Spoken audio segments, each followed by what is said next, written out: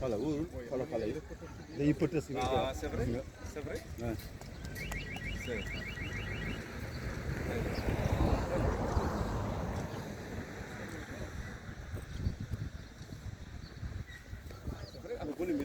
Day yokk rek. nii rek moom ko léegi nga gis ne les bassin la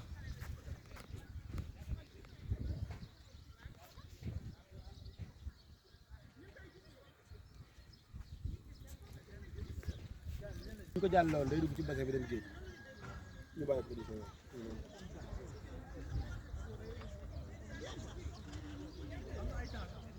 diggante bii nii kese mënuñ ko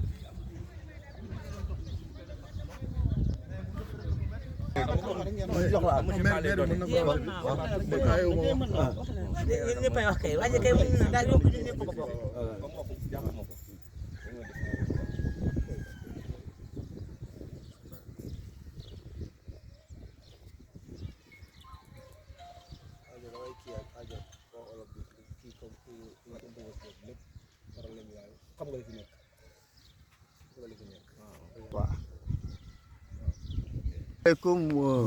présenté wul taxaw la nekk taxaw benn place présenté wul sëñ bi. waaw je me présente c'est Khadim Bourayma ñu ngi dëkk cité Apix prolongement quartier Tawfekh. quartier Tawfekh.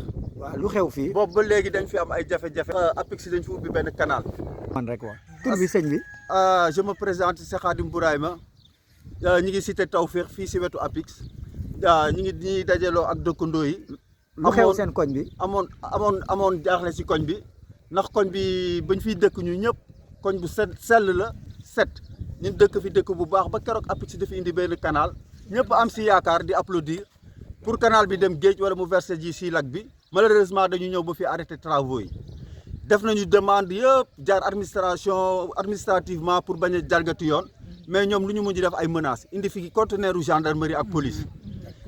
démb si guddi nag li si gën a grave mooy dafa am benn waay joo xam ne dafa simeeku fii dugg fi di sangu suuf si dafa am ban munul génn amul ku koy sauver pour mu génn si booru timis noonu ba noonu la ñàkkee bakkanam xale yi ñu ngi fii di sangu guddeeg bëccëg te ndox bi dañ si boole ay ndoxu usé loolu yëpp mën na indi yeneen gàllankoor ak beneen jàkkaarloo ñuy woo le président Macky Sall di woo képp ka nga xamante ne da nga jóg pour jàppale Macky Sall liggéey dëkk bi moo ko tax a jóg ñi jox marché yi ñoo yàq dëkk bi di la wax leneen lu dul Macky Sall suñu président la mooy président de tous les sénégalais ñu ngi lay tàllal loxo di la ñaan sa ndimbal fii si cité Tawfekh ngir ñu mën a am environnement bu sain jërëjëf. lu weesu loolu yeneen jafe-jafe yi lan la ci koñ bi. jafe-jafe bi tam am nañu problème de insécurité guddi gi fii ñu bëri dañuy ragal génn parce que da ngay génn di gis ñoo xam ne de mën nañ la agressé jël li nga yor wala nangu sa portable. lamp yi tàkkul. lamp yi am na foo xam ne ñëw na am na foo xam ne ñëwul ndox bi.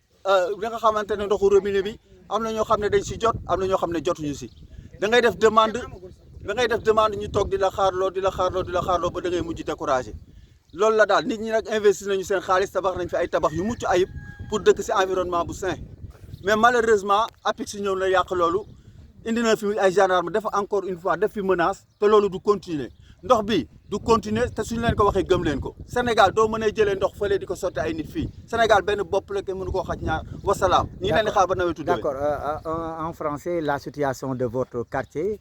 non je vais donner la langue française.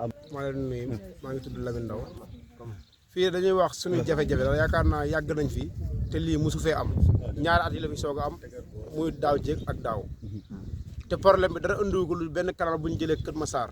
indil ñu ko ba fii sànnil ñu ko bu tawee ñu pompe ndox Kër Massar yi indi ko fii nii Tawfekh ba fi ngay dégg ak Mbëbës lépp da koy yàq instant bii nii parce que kenn amatul jàmm dem nañ ba nag ay bakkan di ci rot dafa ëpp te comme nag dëkk bi ñoom ñi nga xam ne lii bu ñu jotee ñoo joxoon procès yi ñañ ko joxoon xam nañ ko dinañ ñëw ñu yeggal ñu lii ñu nekk ci jàmm fekkee yeggal luñ ko ñoom duñ nekk jàmm ñun duñ nekk ci jàmm dañ xam nag ay ndaw lañ te am na foo xam ne bu ñu fa tollee ñoom mën naa fañ toog ñu ñoo leen fa teg te bu ñu leen fa bëgg a jëlee yaa wallaahi mën nañ leen fa jëlee. léegi jamono ji lu weesu mbiru ndox bi nga xam ne daf leen sonal ba tax canal bloqué yeneen jafe-jafe gox bi lan la. jafe-jafe gox bi courant bi am na fu mu yegg am na fu mu yeggul ndoxu robinet moom amagu fi fenn fi ñu toll nii ku fi bëggoon naan da ngay rooti wala nga jël sa pompe xam noo koy defaree boobu am sa ndoxu naan. kaaraange bi nag. kaaraange amu fi sàcc yi bëri nañ fi tey fi ñu ne bala nga ne bëreet problème yi nii ñu dawal seen i kàkkaat ñëw xool jafi mbooloo mu bëri yàq fi carburant bu dul jeex dem bu ñu demee benn solution mosuñ ko fee indi solution lañ bëgg ñoom ñi fi dawal seen i kàkkaat di ñëw di taxaw buñ fi mënta indi solution buñ fi ñëw ak seen i kàkkaat di fi taxaw loolu daal lañ bëgg moom. loolu lañ fas yéene def bu ñëwee ak seen 4x4. luñ fi jëlee rek ñoo xam ne ñoo luñ gis rek ñoo xam ne ñun la loolu daal lañ leen di xamal. génn dëkk cité en face Apisque Nord ñu am benn jafe-jafe bu ñu ci am bu métti parce que canal bi mi ngi jëlee Kër Massar tali bu bees bi ñu jaarale tool Ablaye Wade fa lañ ko jëlee indi ko bu fi sotti ñu ko cité Daaru Salaam fi la ñuy sotti Kër Massar ndox mi foo jógee rek fii lañ koy widé ci li gën a gàtt. sonn ngeen daal. torop jamono ji nag la ngeen di dund. fi mu ne nii daal métti na métti boo xam ne ba doomu aadama bakkan rot fi man mii di wax yow jëlee naa sama doom ci biir ndox mi jëlee naa fi samay sët chaque jour du ma mën a toog sama biir kër gi fu ma seen ay xale damay bàyyi sama lépp ndaw dugg ci biir ndox mi di leen génn. feebar yi tamit. feebar yaa ngi fi yooyu yaa ngi fi métti na torop daal. si biiru bi kon sonn ngeen ci. sonn nañ ci moom waaw mbirum kaaraange bi nag. mbirum kaaraange moom amuñu ko ndax chaque jour agression yaa ngi dox suñu biir dëkk barki démb digg bëccëg ay 1 heure lañ dugg fii may liggéeyee jël fi portable su ma tasewutoon ak moom man dinaa dugg parce que dañuy man ma fay liggéey maa ko jël ma takk benn bii barki bi ci guddi fii lañ dagale suñu doom yi di leen dóor ci guddi gi fii ñu taxaw nii ngay seen ne ci ginnaaw nii waaw. gis ak ngeen sàcc xar yi dara daal desewuñu ko. ndox bu set boo leen naan tamit jafe amuñu na ko biir Apisque la ñuy duyee ji suñuy bidon mën a naan bul loolu duñu naan bu ñu demul Apisque duñu naan Apisque daal la ñuy dugg ñu may ñu quelques bidon ñu tekk suñu biir kër di naan. courant bu tamit jeexee am na côté boo xam ne ñëw courant bi moom am nañu amut. léegi la ngeen di wax autorité situation. ba man mii taxaw sama bopp mii sama kër amul courant parce que waa ji ma dendal na le moo ma joxoon benn kii te courant dafa lakk waaw amuñu courant moom amu fi. léegi la ngeen bëgg léegi. xanaa kuñ dimbali Macky Sall daal ñu ngi koy yuuxu mu dimbali ñu geesu ñu. kon daal Kër Massar Nord daal sonn nañ. waaw projet bu ñëw bu ne ñëw na fi promobile ñëw na fi ñoo ko fi def góornoor ñëw na fi sous-préfet ñëw na fi daxul dara bon jaaxle nañ daal ñun ginnaaw yàlla. Kër Massar Nord daal. waaw ñu ngi ko dellu daal Macky Sall daal nañu geesu gis ñu ak ñi ko fi nekkal parce que bu fekkee ñi ko fi nekkal taxawuñu dimbaliwuñu kon jaruñu di fi nekk. Vous présentez d'abord. C'est M. Diop Cheikh Djelani, donc habitant de Kër Massar Extension, parce que nous sommes dans Kër Massar Extension, exactement à Taoufir, juste dans la commune de Kër Massar Nord. Voilà, hein? voilà. Oui. Alors, aujourd'hui, vous vous êtes réveillé dans la stupeur. Pourquoi? Pourquoi? Parce qu'en fait, on vient de se réveiller dans la stupeur. Il y a un homme effectivement qui vient de rendre l'âme hier soir. Ce qui se passe, en fait, il s'est noyé dans les eaux. Les eaux qui nous sont déversées à partir de Kër Massar. Et après multiples tractations, après avoir saisi le gouverneur, le préfet et toutes les autorités administratives, jusque-là, rien n'est encore fait. Et voilà le résultat. Voilà donc, n'est-ce pas, la nouvelle, effectivement, avec laquelle on s'est réveillé. D'accord. Et aujourd'hui, on vient ici, jusque dans votre quartier, pour bloquer un projet avec un canal qui est fermé, mais malheureusement les eaux se refoulent dans les maisons. Oui. Voilà. En réalité, ces eaux n'ont pas de déversoir. Nous sommes effectivement le déversoir présentement. Parce qu'en fait, elles étaient prévues pour effectivement être déviées vers Apix, ce qui n'a pas été fait jusque-là.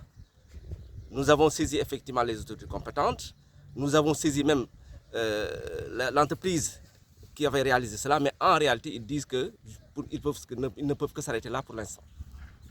Et au-delà de ça, il y a d'autres problèmes dans le quartier.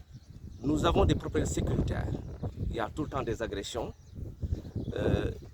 Effectivement, les bonnes dames, à chaque fois, n'est-ce pas, ont toujours peur même de sortir parce qu'à chaque fois, ils se disent je pourrais être effectivement agressé. Ce qui fait que c'est un désarroi total. L'eau potable fait aussi défaut. Parfaitement. En fait, nous n'avons pas d'eau courante pour l'instant. Il n'y a pas encore d'eau courante. L'eau que nous buvons, il faut dire même, c'est une eau qui n'est pas saine parce que c'est à travers les pompes, des fois, soit des pompes manuelles ou bien des pompes électriques. Alors, mais bon, comment faire? On n'a pas d'autre choix. Certains, effectivement, essayent, s'ils peuvent, s'ils ont les moyens, de trouver par exemple de l'eau minérale ou bien aller à Apix pour avoir de l'eau potable là-bas. Il y a d'autres maisons aussi qui ne sont pas électrifiées. L'électrification fait défaut. Une partie des maisons, effectivement, a l'électricité, mais une autre partie, effectivement, n'a pas l'électricité. En fait, ça ne couvre pas tout le quartier. Qu'est-ce que maintenant vous voulez? Ce qu'on veut, c'est que d'abord, que ce problème qui est là, nous ne sommes pas un déversoir. Nous ne sommes pas une poubelle. Pourquoi prendre des eaux, libérer certains quartiers de Kermassar, des eaux, et que nous soyons le déversoir? Ceci, on ne pourra plus l'accepter. Avec toutes les tentatives que nous avons faites pour régler ce problème, jusque-là, rien n'est fait. Alors, nous n'acceptons plus cela. Et effectivement, tout le quartier est mobilisé pour faire face à cela. En quoi faisant? Quoi faisant, monsieur, on vous dira que notre projet ne sera pas dévoilé tout de suite. Voilà, vous présentez. Voilà, je m'appelle Aboubakri Aïe, donc habitant de la cité d'Apix. Donc, comme vous le voyez ici, en fait, nous avons un problème qui date maintenant bientôt de 3 ans. Donc, c'est un projet. Donc, c'est un problème qui a été créé par l'entreprise Promoville, voilà, qui était chargée de construire un canal, voilà, qui va de Darussalam, voilà, et qui devait aboutir ici au niveau du bassin de l'Apix. Mais il se trouve que bon, ils ont fait des erreurs techniques. Donc quand ils sont venus jusque-là, bon, ils se sont rendus compte que ça ne pouvait pas marcher. Voilà, et ils ont décidé d'arrêter ici les travaux, donc arbitrairement, voilà, et de considérer notre quartier comme Un déversoir. voilà, comme un déversoir, la chute finale de toutes ces eaux. Donc, et à chaque hivernage, donc, tous les quartiers inondés de Kermassar donc, sont pompés, voilà, et toute l'eau est déversée ici. Et ça crée vraiment des problèmes. Voilà. L'irréparable S'est produit hier, voilà, avec une noyade. Voilà, donc, parce que en fait, ici, l'eau, en fait, le sable est argileux. Le sable est argileux. Donc, dès qu'on y entre, voilà, on n'a plus les pieds. Voilà, donc, ce qui a causé cette mort. Alors, il y a aussi le prolongement de certaines maladies avec les enfants. Voilà, bien sûr, parce qu'on voit que les enfants s'y baignent, voilà, tous les jours. Voilà, moi-même, j'ai des images où il y a des enfants, bon, qui sont entrés dans l'eau, voilà, en train de jouer, de s'amuser au grand risque de leur vie. Alors, au-delà de ça, le quartier Tawfekh Marega souffre d'autres difficultés. Quelles sont ces difficultés? Voilà, nous souffrons également d'un problème d'insécurité, donc dû au manque d'éclairage public. Voilà, donc c'est très difficile de se déplacer au-delà, par exemple, de 20 heures, voilà, parce qu'il y a des agresseurs, voilà, qui traînent dans le quartier et tout. L'eau potable? Voilà, l'eau potable aussi, bon, il fait défaut. Voilà, parce que présentement, nous, on a tous des forages, voilà, l'eau de pompe, donc on utilise. Voilà, donc si l'État pouvait nous aider vraiment à résoudre ce problème, voilà, d'eau, donc cela bien. Il y a certaines maisons aussi qui ont des problèmes d'addiction à l'électricité. Hein? Voilà, il y a certaines maisons aussi qui n'ont pas le courant. Voilà. Donc il y a presque bon, 50% du quartier qui est électrifié et les autres n'en ont pas. Qu'est-ce que maintenant vous dites aux autorités étatiques? Donc nous, ce qu'on souhaite vraiment est que l'État nous aide d'abord à résoudre ce problème du déversoir. Voilà, que les travaux de ce canal-là soient poursuivis et terminés avant l'hivernage prochain. Voilà, et qu'on nous aide à obtenir, voilà, à accéder au réseau hydraulique, voilà, accéder à l'eau et à éclairer le quartier. Voilà.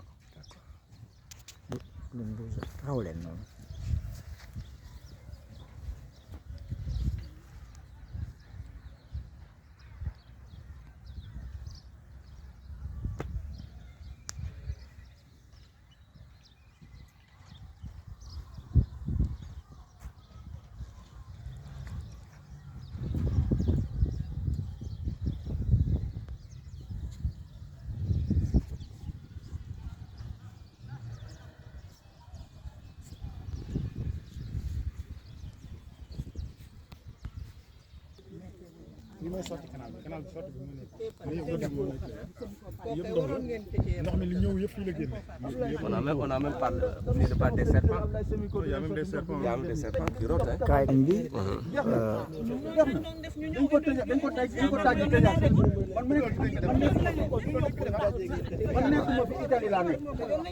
yaa ngi wax koñ bi daal au-delà de ça il y a les reptiles il y a les reptiles aussi qui sèment la terreur dans le quartier. Alors, effectivement, il y a des reptiles. Chaque matin, on se rend compte quand on marche qu'effectivement, les reptiles sont passés. Effectivement, même récemment, effectivement, un de nos voisins a dit qu'il a attrapé 3 serpents. Cela veut dire quoi? Cela veut dire que nous cohabitons avec ces serpents-là. Ce qui est dangereux pour nous-mêmes, dangereux pour nos familles. Donc, c'est un problème à résoudre. Le plus absolument. En fait, c'est un problème qu'il faut dépasser. Parce qu'en fait, qu'est-ce qui amène ça? Ce sont ces eaux qui sont à l'origine de tous ces problèmes-là. D'accord ci wolof yaa ngi wax ne toll nii léeg-léeg jaan yi dañuy génn ko fii. Voilà ñun jaan yi sonal nañ jaan yi nekk na suñu njaaxle parce que boo xëyee boo saa yooyu dox yaa ngi gis seen jaar-jaar donc ba nga xam ne même récemment am na benn voisin nee na moom ñetti jaan jàpp na leen cela veut dire lan kon fi ñu toll nii ñu ngi ci danger suñuy doom bi ñuy dox seen dox wóorul te ñoom tout le temps dañuy génn di fo parce que mu leen teree foofu donc loolu suñuy njaaxle la lu ko indi mooy ndox mi nekk fii donc daal il faut ñëw ci solution. nuyu waa groupe Impact du Canal waaw fii suñu gox la ñun fii lañ dëkk ñu amul feneen fu ñu fii suñu yaay tamit la ñuy tiit ak suñu rax yi waaw puis jàpp naa plus de waxuma la 20 jaan sax mais jaan yi ma ci mujjee jàpp sax suñu waay laa ko mujjee jaay fii laay jàpp jaan fii même fan yii sax gisoon naa fi ay jaan damay koy jàpp ñëw dugal ko si kii mu ko dugal toog denc ko ñëpp seede nañ ma voilà damay jàpp jaan yi génnee ko fii yóbbu. mais tiit ngeen daal ci affaire bi. dañoo tiit non si ak xale yi di fooy fii xam nga xale moom xale la xale moom doo mënoo ko jàpp à tout moment tee ko nga teg ko sa côté mais bu leeree ci doo gis tamit jaan yi dañuy dugg bu ñu jógee fii bu tàngee rek dañuy dugg ci kër yi te ci kër yi lañ dugg suñu kër fii woo nañ ma jógee sant ñëw jàpp ko génnee ko faagaaga ko xam nga rek jàpp naa plus de 15 ou kii jaan dem jaay ko si waay franchement pare fii moom il faut ngeen jóg si pour ñu mun ko defal parce que njaboot gaa ngi fi guddi doo xam da ngay dox guddi di tase teg di kon canalisation yi daal bëgg ngeen ñu defal ko. normalement si bëgg nañ ko te fii moom wax dëgg yàlla man entrepreneur bu ndaw laa fii pour defar ko rek jomb na ñoom entre ñoom la waaw état mun na defar fii état bu jógee fii moom franchement pare mun na ko defar. sama xar yi barki démb lañ leen sàcc fii juróomi xar la ñu ñëw guddi jël ramassé yëpp yóbbu sa guddi matu sax 15 jours tey jii moom moo ko def. kon daal kaaraange bi fii. kaaraange bi daal moom moo ñu sonal fii agresseurs yi heure bu nekk ñu ngi agressé nit xale bu génn ñu agressé di sàcc ak ndox meek yëpp nu mën dimbali daal nañu si dimbali ngir yàlla sonn nañu trop loolu daal lañ si amal lu ñuy wax. man fekk la waaj na ngoo xaar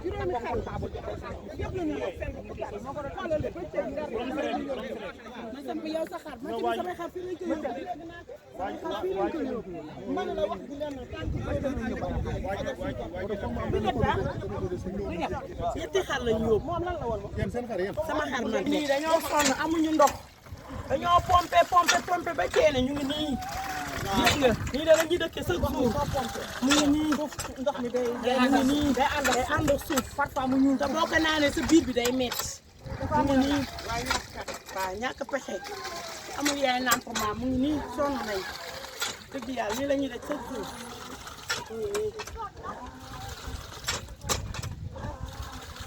nii la ñuy def sa jour mu ngi nii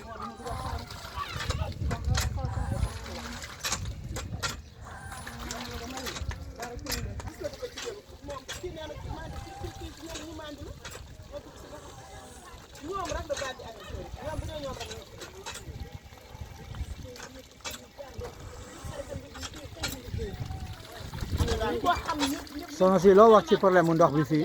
fii de ñu ngi nii pompe la ñuy utiliser amuñu ndox te lii ku ko naan moo si sa biir bi day metti bu ñu dimbali woon tamit si ndox ñu jël wax dëgg yàlla sonn nañ torop dañuy jël sareet dem yóbbu fee ñu dem rooti ji Kër Massa wala fële nu mu tuddati sa Tivaouane Peulh ñu fay sareet indi une semaine lay def ñu dem rooti ji waat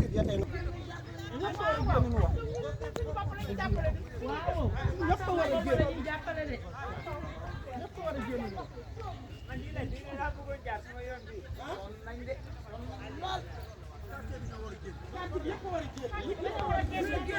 pompe yi la ñuy roote dañ nangu roote pompe yi foog nga am 300 000 pour ñu defal la pompe sa kër ñun bu ñu amul moyen fu toll nii fi la ñuy rootee. booy wax waaw.